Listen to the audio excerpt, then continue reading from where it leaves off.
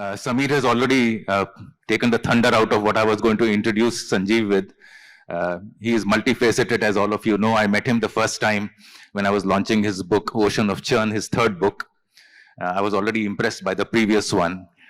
He's a man who keeps changing every few years. Of course, first 20 years he was an economist, a banker with Deutsche Bank.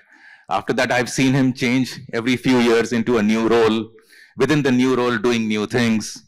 And on 29th of December, he did something absolutely spectacular, which is to first get the ship built, the Kaundinya, and then ride it all the way to Oman from Porbandar.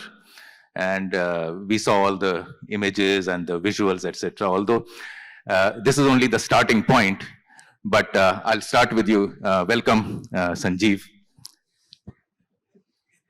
You know, your journey from Porbandar to Oman sort of bridged what ancient India used to be in its shipping prowess. Somewhere down the line, medieval India and even in the modern India, we lost that. And now you are picking up the threads again. How did we lose this entire way of life, a marine or maritime way of life, where we were the global leaders, we were shipbuilders, we were travelers, we were traders? What happened in the middle? So, for those who weren't following the story, INSV Kaundinya is actually a ship built on 4th century AD principles, so 1600-year-old technology. It's put together by stitching the planks together with rope, so and using only technologies that existed at that point in time. As you can see some of the photos of it at the background. And what we did is we spent a couple of years building this ship. And then we, in late December, January, we took 17 days to cross from Gujarat to Oman to demonstrate that such ships were capable of these crossings. I myself was a part of the 18-member crew. So what was the purpose of this? The purpose of this is to demonstrate something that Indians themselves don't really appreciate, which is that India has one of the oldest maritime traditions in the world, going back 5,000 years. So before the Phoenicians, where we were exploring the Indian Ocean. And so it's not for nothing that India is the only country in the world that actually has an ocean named after it. Now, this tradition continued very strongly into modern times, but with slowly diminishing returns. So till about the 12th century, India was the dominant maritime power in the world. We were trading on one side with the Arabs, before that with the Romans, and on the other side we were sailing to Japan and Korea and China and so on. And then from that point on, we see from the 12th century onwards slow but steady decline. It didn't completely disappear. Indians were still sailing, say, from Gujarat to Oman and so on. We still had a shipbuilding tradition. I mean, the Trincomalee, for example, was built in Mumbai. So it's not that it completely disappeared, but yes, it is true that we, for several hundred years, became diminished power. And there is a long story why it happened, but certainly one part of it was that during the medieval period, the sacking of the temples meant that the financing of these great voyages suddenly collapsed. So people forget that Hindu temples had a lot of gold, not because the kings were handing over all their gold to the temples. Indian politicians, even in medieval times, were difficult to separate from their money. But the temples had a lot of gold because they were basically banks. And they were financing not just these voyages, actually these voyages were being done by these corporatized guilds, almost like modern companies. And they had names like the 500 because they had 500 shareholders or money gramam and so on. And these were financed by these temples. So once during the Turkic invasions, the temples were sacked, the entire financing system of Indian maritime power collapsed and it never quite recovered again. And the attempt now is to try and bring that back in some fashion. So let me take that forward. If you want to take it, you want to reclaim the ancient glory, but with modern techniques.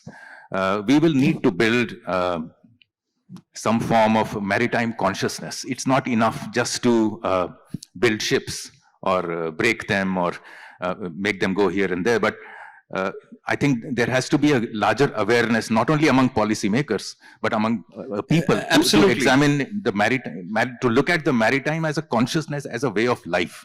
So this is an important issue that you've talked about, because India, despite having this long history and a very long coastline, somehow does not have a maritime consciousness till very recently. So if you read our history books, it's all about land-based things till, well, the British turn up and colonize India. So this is an important thing, and let me give the audience some sense of this. If you take India's exclusive economic zone, which is the maritime zone, then actually India's size is 70% larger than its pure land mass. So India's maritime zone is 70% the size of its land mass. Yeah. And if you take it from a maritime perspective, India's largest state is actually Andaman and Nicobar Islands. The area of Andaman and Nicobar Islands, including the maritime zone, is double the size of our largest land state, which is, I think it's Rajasthan or Madhya Pradesh. You can check that. But it's double the size of that. So when you begin to think about it in maritime terms, things look very different. Let me give you another sense. You know, when we think of our geopolitical vulnerabilities, we tend to think of our land borders. But let me show you from a maritime perspective what our real vulnerability is. 90 to 95% of all our goods trade is carried by foreign ships. Okay? So, if you really want to get India into trouble, all you really need to do is actually to get 3 or 4 of the largest shipping lines to boycott India for some reason. And this would really cause severe stress to the Indian economy. Why? Because India only has 480 functioning seagoing vessels. I'm not taking fishing trawlers into account, but proper tankers and other things. Just 480. Out of how many that we use? We use thousands. I mean, as I said, 90 to 95% of all our trade is carried by foreign ships. So let me argue this. Is it necessary that we need to own every ship that belongs to India to protect our shorelines or our economic zones?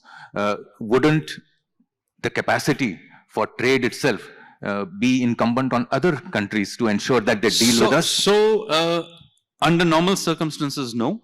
But as you can see right now, we are not in normal circumstances. Or, for example, there are periodic breakdowns during COVID and so on. And at that time, you have to control some part of your own fleet.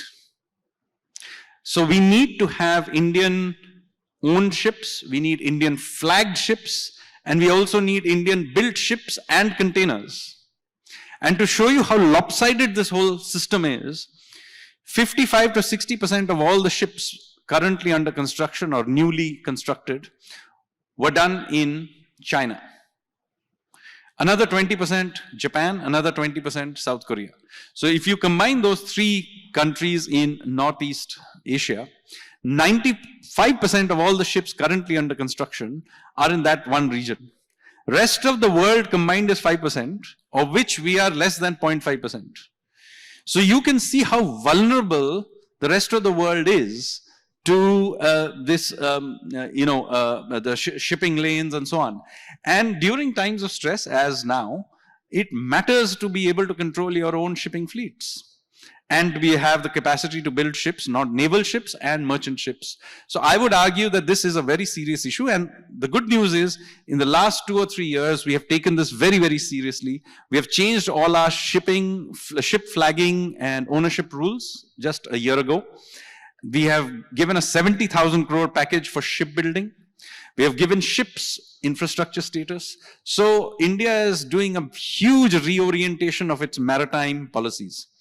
So this maritime consciousness that we discussed earlier, how does it translate into material policy? So 70,000 crore is one. What other things need to be done in order to, let's say, if we are to de-weaponize other countries from hitting us and make our own? So as I said, in yes. shipbuilding. So you have to understand one thing about shipbuilding. Not every country can do this, because shipbuilding requires a huge ecosystem. But India happens to be a country that should have actually a large shipbuilding industry. Why? Because what does shipbuilding need? It needs steel. India is the second largest iron and steel producer in the world. It needs young men, because it actually requires physical effort of welding. Shipbuilding is large, thousands of hours of welding. 3, it needs design capability. India is able to produce nuclear submarines, aircraft carriers. We have design capability. It needs a coastline. It needs its own demand so that it can order its own ships. So all of these ingredients exist in India, but for a number of reasons, for decades, our shipyards were lying empty. Thanks to sustained Navy orders, our building capacity in the last decade began to ramp up. And in the last year and a half, I'm pleased to say, we are not only getting Indian orders, but we are also getting foreign orders, serious foreign orders. And some of the world's largest shipbuilders like Hyundai, Mitsubishi, etc., they're looking to shift some of their shipbuilding activities to India. So this is a major push that India is doing. People tend to think of all the high-tech stuff, AI and chips and all that. But I would argue that shipbuilding is just as much a big priority area that India is pushing. It's like an infrastructure, and in any case, I think AI will be embedded into many of those shipbuilding procedures, particularly design. You mentioned steel. Don't ship needs a particular kind of steel which India may or may not be manufacturing? We are importing high-quality steel from, let's say, South Korea and I think China. I don't so there's obviously the quality of steel. Does India have that? Yes, we do. So first of all, depends what kind of ship you're building, obviously, and the part of the ship that you're building. We don't yet have the material sciences for the engine, because large engines require certain kinds of material sciences to build. That we don't have. But for building the hull and the structure of the ship, we have the technology. How long would it take to start building engines? So this is a tricky thing, because contrary to what people may think, that this is a established technology going back 100 years, modern ships use two-stroke engines, gigantic two-stroke engines. Each one of them will be the size of a four-story building house. And these are actually, and they run largely on extremely dirty oil. There is currently a big rethinking about this because they're very polluting. And so there is now, this is a space that is kind of in flux, because you're having to design new types of, but we have to be in the game. Who are the leaders in this game? Wärtsilä, there's a company called MAN. German. All German, Mitsubishi. Yep, Japanese. Japanese. So these are there are 4 or 5 companies in the world who can make serious. Are they thinking of? Some of them have some operations here, but we do need a wider ecosystem of suppliers and things like that, and the material sciences for this. 10 years later, what does our, if things go according to how you imagine them or are pushing for through policy, what does our maritime, what does our maritime consciousness look like? So 10 years from now, I would say, first of all, just in the pure shipbuilding space, let me say, I would envisage that we would emerge as a serious 4th player. So we already have 3 players who dominate it all. We should, in the next decade, emerge as a 4th player. So that is the first step that I would like happening. Secondly, we would hopefully by then have gotten Wadhavan port, just north of Mumbai, going. This port, when it's fully done, will be the size of all our current ports put together. So the first time we will have a port that is kind of, for want of a better metaphor, a Chinese scale port. Okay, so we will have a port, Wadhavan will be a port of that scale. Third, we will hopefully by that point get our Nicobar project going. So many things coming together. And also remember that every 40 days, our Indian Navy is adding a ship to its fleet. So the Indian Navy is one of the fastest growing, if not the fastest growing Navy in the world right now. We don't usually give credit to India's naval build-up. But the Indian Navy is a very serious player and is adding very quickly to its capacity. And you can see from various things that have happened in our neighborhood in recent times, not just this current Hormuz crisis, but also, the problem with pirates, for example, in the Red Sea, and so on, and that the Indian Navy has had an important role to play. So the Indian Navy is really ramping up. We have a absolutely state-of-the-art Navy port in Karwar, which has now got built up after decades of delay. So this is a sector that we are really investing into. So once we do head in this way, does this activity impact our GDP growth in any way? Will it be an accelerator? And if so, how much? Have you calculated? So it's very difficult to put a number on this, because the real benefit from this whole ecosystem, maritime ecosystem, is first of all, there are all kinds of ancillaries and spin-offs that are difficult to judge. But let's give you some examples. As I told you right in the beginning, Andaman and Nicobar Islands are our largest state. It's mostly maritime and also mostly unexplored. So you will remember just about 3-4 months ago, Honorable Minister Hardeep Puri made a statement that there are large gas finds just off the Andaman and Nicobar Islands. There are many things else that may be there. We just have not explored it. And this is, by the way, true of our entire continental shelf around us. So one of the parts of India that is almost entirely unexplored is our maritime space. You mentioned we have young people, etc., but if engine making is largely a German enterprise, and shipbuilding is going to start now, where is the on-ground, or let's say on-water talent that is needed to build these ships, these engines? So first of all, we do have some excellent institutes in India. For example, Kolkata has something called DMET. Now it's called the Maritime University. It's world class. If you go around the world, you'll be surprised. I mean, something like 20% of all the global fleets, the people running those engines are from India. Including in Germany. Everywhere in the world. So, and some disproportionate number of the people who are running the sailors, even in this current crisis, every time some Panamanian or Liberian sail ship gets into trouble, then you read the names of the captain or the sailors, you'll find a disproportionate number of them how do we draw them in Indian. How do we draw them into India? Of course, you don't have to draw them into before that, how do we encourage private companies to get into this business? So manpower is not the problem. We actually produce decent manpower around the world. We may be on the top 2 or 3 sort of nationalities running the world shipping lines. We don't own them, but the guys running the ships are Indian. So the question is, how do we create Indian shipping lines, an Indian national fleet, and so on? And historically, Indian shipping companies have been very, very conservative and mostly surviving because of some sort of protection. So my own view is that we need to be a lot more ambitious. Many things need to be done. I obviously talked about shipbuilding, but a lot of it is about financing. And so here we have given ships infrastructure status. Now, why is this an important thing? Till now, just believe it or not, an Indian ship was not considered infrastructure, which meant that you couldn't give it long-term loans. Now, a ship lasts for 30 years. It's a race between the revenues it's generating and the cost of financing it over 30 years. That's basically, it's a mathematics game. And of course, the insurance. Running a ship is actually not rocket science. We had not allowed ship owners to actually buy ships with 30-year loans. We have now allowed that. Now we need to create a whole ecosystem of finance behind it. It will come.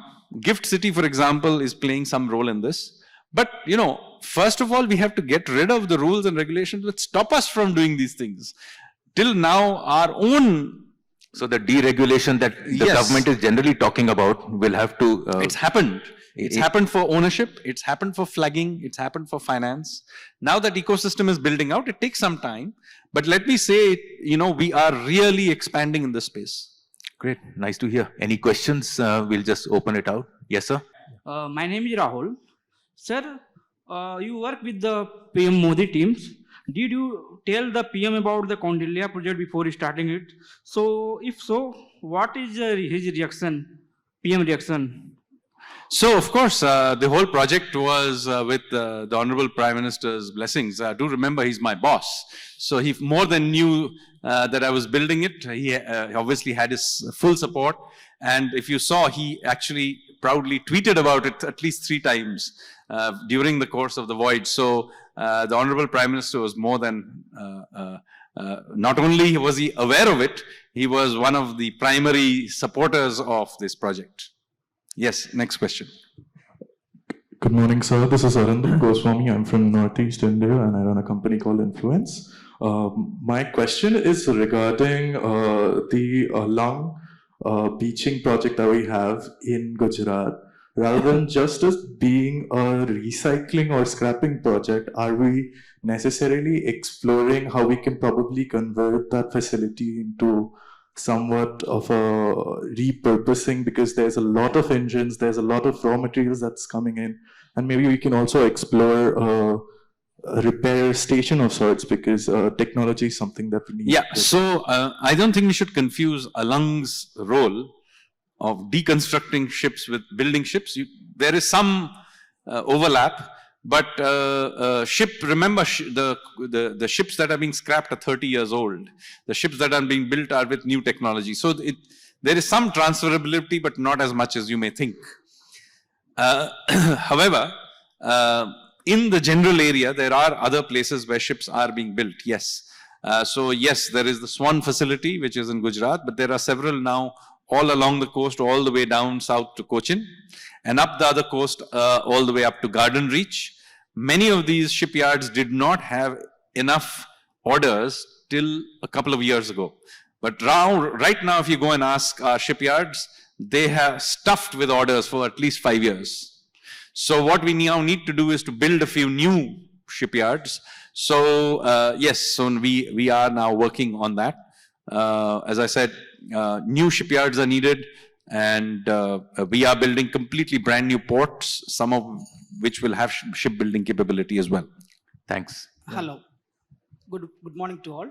I am from Floating City Limited, London, and I had submitted some proposal for the building of floating city in India. So I also come from the Chera dynasty. Can you just speak into the mic? Yeah. And the question, please. Yeah. The question is, the government will give sovereign bond or guarantee for bringing such projects, billion projects. I didn't understand the question. I didn't get it. Yeah, I am talking about shipbuilding sector. We had submitted some proposal to the PMO's office last couple of months before. I don't think this is the place for discussing I can't proposals. discuss specific projects. Yeah, I think we will drop this question. Anybody else? Anyone else? Hi, sir. Hi. I had a question. Like, obviously, you spoke about exploring the Indian Ocean, but we also have inland waterways like rivers, canals that have to be explored within the landmass that we exist in. So, what could you say a little bit? So, I think inland shipping also. So, there is some scope for doing it, but do remember that the navigable parts of our rivers are limited. So you can do the Ganga up to a point, the Brahmaputra in Assam, but let's not, I know that discussion very often goes into inland waterways, but the scales of these are completely different. So while I agree that where it's possible, inland waterways should be done, but I am of the view that diluting a conversation on the maritime side with an inland waterways discussion is not helpful, because one is like 100 times bigger than the other. We'll quickly take the last question. Hi, sir. Yeah. Your sailing experience, please. Okay. We have only 23 seconds. Can you- Okay, in the 23 seconds, I'll say that was absolutely fantastic. Obviously, as I said, INSV Condinia was a ship with, other than communications, it had nothing modern in it. So, and you saw some of the photographs there. It gave a very good flavor of what it would have been in ancient times to have sailed across the Indian Ocean in a stitched ship. And, really felt proud of my ancestors who may have done these voyages all over the Indian Ocean. So, it was quite some experience. Thank you. Thank you very much, Sanjeev. And I personally, and I think many of us here, look forward to your next book on this journey. Thank you very much.